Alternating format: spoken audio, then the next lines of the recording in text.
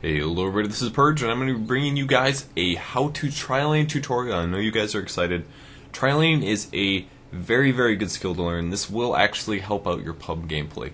The reason that it's very good is it ends up creating an extra solo lane. You can have a solo top for the raiding team and a solo mid, and this is very beneficial because it also allows your support heroes to hypothetically go roam the map and do other cool stuff that I can talk about shortly.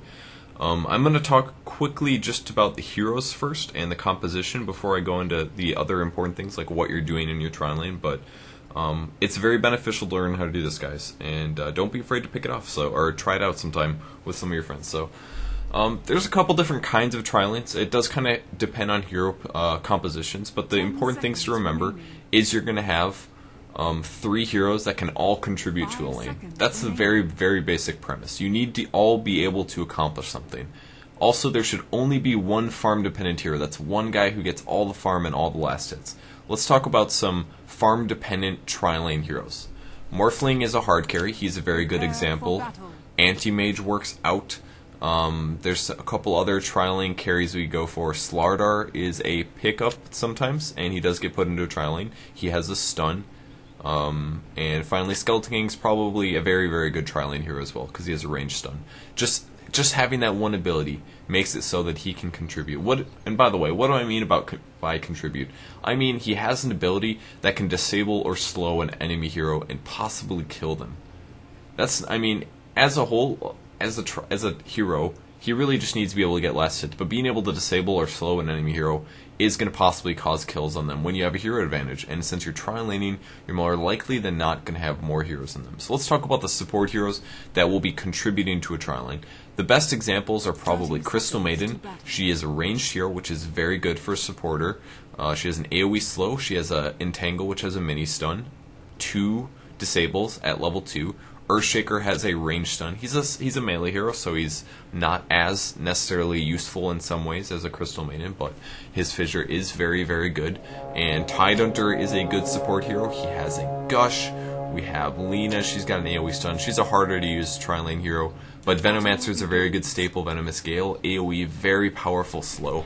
These are examples of supporting tri-lane heroes. They don't take the farm. They go do all the other important stuff. So that's just a couple lane compositions. Remember, it's all about chain disabling a guy. If Venomancer gales, and then Vengeful Spirit stuns, and then Morphling waveforms through to get a kill, all of a sudden he gets a level advantage over the enemies, and he gets gold, extra gold, more than he was getting free farm, and he's going to be sitting better in the early to mid game. So as a support hero in a tri-lane, you can actually position your team in a very good place just because of the tri-lane setup. So I'm going to restart here and pick a hero, and I'm just going to show you guys a couple position. You know what? I'm not even going to do it. I'm going to play this out. Here we go. I'm going to pick up an Earthshaker, and we will hop into the game. I'm going to get the best skill build ever. It is Aftershock first, guys. I'm just kidding. Never do this. It's really bad. It doesn't do anything. I'm just going to buy a ton of random items that don't matter. Okay, so I'm going to sprint on towards my lane, and we're going to talk about a couple things. Yes, now, in a tri-lane, there's a couple things that you should be doing. It's primary, knowing how to tri-lane properly is really mostly based on the support heroes. As a hard carry, really all you're doing is standing here and getting the last hits. You don't want to auto-attack, of course, because if you're auto-attacking creeps, it's going to push the lane away from you, and the safest place to be is in this little alcove right here. I didn't say this before, but remember that as a tri-lane, you're almost always going to want to be laning on the Radiant bot or the Dire top, and this is just because you have more options, and I'll talk about those in a little second. But as a hard carry, you want to stay in this little safe box right here. It's very, very safe. The only ways you can get ganked is coming maybe this way or coming through the lane as well, or if somebody comes from behind, but that's very dangerous for them. They might run into creeps, they might just take direct tower damage, and that's oftentimes not going to work out very well. So if your hard carry can keep his wave right here, things are beautiful. So as a hard carry, that's most of what you have to worry about. Once in a while you have to leave the lane and go fight a guy over in the jungle, but that's about it. So as a hard carry, you have it pretty easy. Last hit, steal kills, times are great. Make sure you last hit well. That's about it. Okay, the support roles are much harder. As a support hero, there's a couple things that you have to do. Number one is, your number one priority is keep your farm-dependent hero farming. That's very important. Keep them farming and safe, not dead, basically. If you can provide this situation for him, he will get free farm, and even if he never gets any early kills, hypothetically speaking, if he's a good last hitter, he's going to get like 90% of the last hits, which is a lot. So if he gets all those last hits, gets all this free experience, and doesn't have to worry about dying, all of a sudden 15 minutes in, your team is going to be looking pretty strong, assuming you have an equal hard carry potential as the other team. So just by like supporting him and letting him get free farm, you're helping out a lot. So how do you do that? Number one is make sure that you are in position to protect him. Positioning is very important as a support hero. So a couple things about positioning. What is an obvious no-no? The answer is stand in lane while you're morphling last hits. This is bad for a couple reasons. First of all, you're sapping a little bit of experience from the morphling. You might say like, well, if I'm standing in lane, if I'm not standing in lane, how am I supposed to get experience? Well, there's a couple ways to do that, but I'll talk about that in a second. So positioning is very important. If you stand next to morphling, you're splitting his experience. Also, the enemy team's going to know where you are. It's daytime, so sight range is very long. If I'm standing right here, and Morphling's standing right here and getting last hits, and our Venomancer is standing right here, yeah, Morphling's protected as hell, but are we going to be able to get a kill? Hell no, you are not going to be able to get a kill. There's no way that an enemy opponent is going to make a mistake, assuming they're at all competent, if you're all in vision, standing right next to the hard carry. Nobody's going to run up and get a last hit when Earthshaker and Venomancer are standing right there. It's just simply not going to happen. It'll never happen, honestly. So what you want to do is you want to stand in areas that they won't necessarily see. So let's say, for example, Morphling's farming right here. I could stand right here as Earthshaker. None of these creeps can see me. If a hard carry comes lane, he might think Morphling is solo. And not to mention, the mid lane might be like, oh god, Earthshaker's missing on the map. I should be careful. You know, maybe I shouldn't dive that Pugna on the mid lane, something like that. Like, that might be a situation. So you always want to stay in the dark, even if, you know, if there's nothing to do. If you're just standing there, hide in the dark. Don't let people know where you are. But knowing where heroes are is a lot of the battle. They might dive the solo Morphling, or what they think is a solo, and then you can throw the Fissure out. Also make sure that you can actually contribute if you are hiding in the jungle like this. I mean, I could maybe like hide all the way down here or something, but what if Morphling is farming right here? If he gets ganked, it's going to take me like 2 seconds before I can get a Fissure off, so you always want to make sure that you're in position. If a Morphling's farming right there, I would probably stand like right here, or maybe like right here. That way, if he does get ganked, it's just a short little walk and a Fissure. Bam. Easy to do. So that's all about positioning. Also, make sure that you're not caught out of position while you're in these weird positions like this. It's another little thing. If Morphling is farming right here, or maybe he's farming right here, what if they back up and they go this way? All of a sudden, you're trapped on the wrong side, and you might get initiated on, which is really, really bad. And you don't want to deal with that. So that's just like another thing that you might have to worry about. So it's always very important to have your positioning in mind, that you're going to be able to defend your carry, and if they come up to last hit, maybe you're going to be able to get a Fissure block on them, and then your Morphling can get a kill. That's something cool you can do. So that's just basic positioning. What are some of the other things you can do? You can also go do pulling. Pulling is very, very important for a tri lane. This is a way that it actually makes the experience viable for your allies. And this is a way that you can get experience and farm as a support hero, even though you're not standing in lane. So here's some pre-recorded footage of me doing some pulling in the game. We are looking at a solo pull currently. I am pulling at about 42 seconds. I generally look at the creep wave. They're at that little tiny patch of green right past the tower, and that's generally where I pull on the Radiant bot lane. This is going to pull the Centaur, or the creeps towards the single Centaur camp, and what I'm going to demonstrate here is a nice little double pull situation. This is more of an advanced pulling skill off of a single pull. It's kind of tough to do, but it can be done effectively. I'm going to try to do the last hit, but I'm actually going to mess it up there. So sloppy play on me, losing a little bit of free gold, but I'm already getting a little bit of experience. And the goal is to pull the Ogre camp into the Centaur camp as soon as the Centaur camp dies. So it's important to make sure that the camp gets there as they die. Otherwise, the creeps will not aggro, and that's the important part. If that Centaur was still alive when the Ogre pulled on up, it would be an issue. He does end up stunning me, which I was really worried about, but the creeps ended up coming past anyways. So now all of a sudden, one creep dies to the Centaur. I'm about to get the last hit on that creep. So there's 2 creeps now that have not gotten experience for the enemy team in lane. I'm assuming they haven't come over here to the neutral creeps to try to get experience on these creeps, but if that's the case, if Morphling's still in his lane and the Windrunner's still trying to lane against him, we're still a little scared about getting ganked, then that is creeps that's never going to go to them, and that's 2 more creeps, 3 more creeps now, 4 almost, that are never going to push the Radiant lane away. So here's another pull coming out. This is at the start of the game, so this is another demonstration of what you should generally do the first 20 seconds. So this is the first creep wave meeting. You don't want to show your position, so I would hide in the jungle with my fissure, maybe getting ready to drop fissures down in case an enemy player came, and maybe even try to get a gank off. But I'm keeping an eye on my clock. As soon as it hits 52 or 51 or 52, about there, I'm going to be wanting to pull the first creep wave to the left as stacking. Now, stacking is very important to do because if you stack a creep camp, it's going to deny your entire clip. In the ogre camp of the previous clip, it did end up denying the entire wave, and this is the same properties, except this one is much easier to do with a little bit of preparation. So I just mouse cursored over. It was 1 minute. The creeps were not on their spawn, therefore they respawned, or at least a new set spawn. Now it's stacked random camp, centaur, and a pack of satyrs. So there's that little clump of trees, and I'm going to pull the camp now. You just have to get close enough that they aggro, and they will aggro me. I did pull a little bit early here, but something you can do is just run towards the creep wave, and as you can see, that was really, really easy pickup.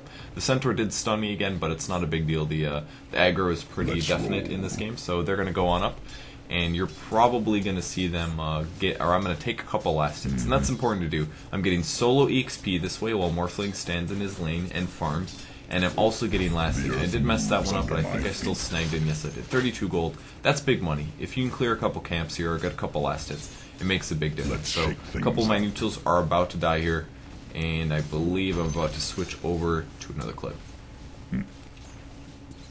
No, I'm sorry. Continuing to go here. Just trying to get all the last hits. Only one creep remaining, and at that point the creep wave is completely gone, and as soon as I get all those denies, things are beautiful. It's an entire creep wave that is now gone from the team, and I can continue pulling that, no problem at all. Now this is the equivalent pull on the opposite side at the same time, so 52 seconds. I'm not going to show as much footage since you guys already saw the entire pathway, but I like to pull towards the center of the map. So on the Dire team I pull towards the middle, and the Radiant team I pull towards the left, and there's the stack, there's the pull, same timing. It's a little bit easier to pull on the top lane, but this one's a little differently. You can kind of get a little bit of a extra lane coming in sometimes. Sometimes you can get that creep wave to bounce back and forth a few times. Here's a little bit later, after creeps have taken some damage. Look at the aggro that's going to come here. This range creep just decides to show up anyways because it was close enough. This is a little bit more in time, and this is a little something you can do. You can bunch up the units a little bit to get them closer to the neutrals, and I was able to pick off a ranged and a melee to go down there. Now this is going to kill it a little bit faster, but I was able to deny that range creep down, get the last hit, and still kill it, which is another creep that is now gone and going to slow the lane off. This is one other pull that you can do on the top lane that I sometimes do, which is pretty easy to do. This is the weakest camp in the jungle, and you can just pull it straight north to the other camp. You can't do this one on the opposite side of the map. There are a couple other pulls that I didn't really go over quite yet. There's one other one after this, but this one is pretty easy to do, and as you can see, your creeps will easily clear that out. This is probably one of the hardest pulls to do. I actually messed this one up a little bit. I was a little bit late, as you can see. I should be getting there as the melee creeps came over, but the range creeps did aggro on the center anyway, so I was pretty happy with that, and it continued pushing. And then the range creeps almost backed up, but I got vision on the centaur, catapult attack, and the range creeps came over. So not an entire loss here. The downside is the centaur camp will not die, but the bright side is that these two range creeps are definitely going to die, and that is gold that is never going to be gotten by the enemy team. So pulling's another thing that you can do as a support hero. If not pulling, other cool little tricks you can do are roaming. So you could roam to the enemy, to the other lanes and try to get kills. Let's say I'm ganking on the mid lane, trying to kill a Lina, and my ally is a Lion or something. If Lion gets a stun off on Lina, and maybe he's level 6 as well, and it has a fissure thrown in there, that's a pretty good chance of killing a Lina. So that's one thing you can do as another support hero, going to roam. And another really cool thing that you can do is check runes. So every 2 minutes a rune spawns, you can go walk down as the rune's about to spawn. If it happens to spawn bottom, you can say, oh, cool, it's a double damage here. And then you can look mid and say, hey, Lion, do you want this double damage rune? And he'll be like, oh yeah, I have a bottle, I'm going to want that. So he's going to run bottom. You're just going to guard this, because what if Lina also has a bottle and it's empty and she needs regen? If she beats Lion here, she's going to get the rune. If Earthshaker is in position when that rune is spawned, all of a sudden I can be like, oh, Lena's going to beat her there. And then I grab it. Then I grab the double damage, and at the very least, Lena now doesn't have it. And that's a nice advantage, especially if the hero's like Night Stalker or something like that. That can really help out a crap load for getting those kills. Is if the Lena, or if the Night Stalker doesn't get those free double damage runes, those haste runes, and all those nasty, nasty things. Always very nice to have that stuff. So that's another thing that you can be doing as a roaming support hero in these situations. So that is checking runes, pulling, and protecting your carry. Those are the important things to do. I'm going to get disconnected, but I'm going to hop back into another game. Good thing that wasn't a real game. And there's just a couple more things that I could talk about while this game loads on up, if it's going to. If it doesn't, it's not the biggest deal in the world, but kind of funny. A couple small, very very small things, just as an overview. As a support hero, you want to make sure you're always in position to protect your hero, or protect your ally if he's going to be in danger. You want to make sure that you can get kills off to feed him farm. Always let him steal the kill, the hard carry, or the farm-dependent hero. That's something that you can always do nicely. Always come from the back, preferably if somebody moves too far forward. If I was hiding in the trees, I can then run around behind him and score kills on him. That's always very nice to do. And if there's no hero in lane, you can pull the creep waves. You can stack and pull, always important. And you can also go roam, maybe gank mid, and also grab runes if the runes are up. So those are all the cool little things you can do as a tri-lane hero. It's all about positioning. It's about being able to contribute to your lane while staying ninja, hiding in the jungle and coming out, stacking and pulling, and just making sure that your ally doesn't die. So if he's in a hard lane, man, you're going to have to spend a lot more time defending him and trying to out-harass the enemy opponent, and less time stacking and pulling. Sometimes support heroes will say, oh, well, I'm in a tri lane, I need to stack pull until the game ends, pretty much. Or, they do it for the first 6 minutes or something. And then your Dragon Knight is up against a dual range lane. You're like, well, this tri lane's not working at all. I need cover here. So that's something you can do. Give up on the pulling and say, okay, we need to get some kills until Dragon Knight has a good level advantage and farm advantage where he feels safe farming by himself. And if that's the case, you should be harassing or trying to kill them with your hero advantage, and you're always going to have a hero advantage in the early game. That's always very important to remember. 3 level 1 heroes is better than 2 level 1 heroes. And if you do have heroes that can contribute, Crystal Maiden, Vengeful Spirit, Tidehunter, with abilities or stuns or slows, that's going to make all the difference being able to win the early game there. So that's pretty much it for tri-laning. I know I have some games up where I've played kind of tri-lane roles or support games, so go look for those. I believe my Tidehunter game was just kind of like a single support role, but it's still kind of the same process. Trying to keep your carry protected, doing pulling and stacking, and doing a little bit of ganking, as well as warding. It's very important. Try to get that ward up at 6 minutes. Very, very important. You can get that gold by stacking and pulling and maybe getting support gold, things like that. So if you guys have any questions about tri lanes, just leave them in the comments below. Try to respond to anything that I didn't answer properly. And from here on out, thanks for watching, guys. Please subscribe if you want to see more, and follow me on Facebook and Twitter as well. Purge Gamers, if you want to see when I'm live streaming or posting commentaries or any of that other stuff. And I think that's it. Thanks for watching, guys. I'll see you later. Bye.